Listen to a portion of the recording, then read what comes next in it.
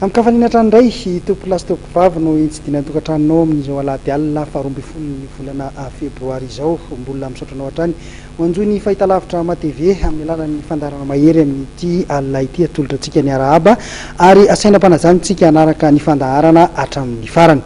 Tolony baolina kitra no resahantsika misimisy amin'ity hariva ity satria dia nandray lalao iraisam-pirenena maromaro Madagasikara tamin'ny faran'ny herinandro zao teo ny fiadinan'ny tompon-dakany Afrika ho an'ny ekipa tompon-daka eo ihany koa ny fiadinan'ny Amboara ho an'izay ekipa tompon'ny Amboara izay ka ny lalao androany hariva aloha no taterina aminao amin'ity hariva ity fa nisaraka ady sahala ohatra no ohatra tetsy amin'ny kianjabean'ny Mahamasina ny ekipa ny Super Sport United FC avy atsy Afrika Atsimo sy ny LGK Plus avy eto Madagasikara ho tateriny namana Zakinora Kotomanana sy laza ny vaovao mikasika izay tetsy amin'ny kianjabean'ny Mahamasina. Ny baolina tsy tafiditra ny olana ho an'ny LGK Plus itolakandro nandritra ny lalao mandroso ny fiadinany amboaran'ny Confédération ty Afrika taranja baolina kitra nikatroany tamin'ny ekipa ny Super Sport United FC avy any Afrika Atsimo. Ny ravady sahala samy tsy nisy nitokotoko mantsy ny rotota nandritra ny 70 minitra. Teo amin'ny fizaram-potoana voalohany dia somary tsy tafiditra firy ny mpilalao malagasy ka nanjaka ny Afrikanina tatsimo.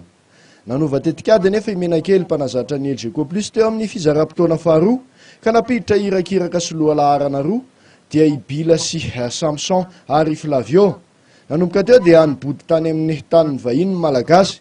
Ny sestoriny izay mifanafiana saingy tsy navita nampikobana ny masina ratin'ny Super Sport United mihitsy ny LGK Plus.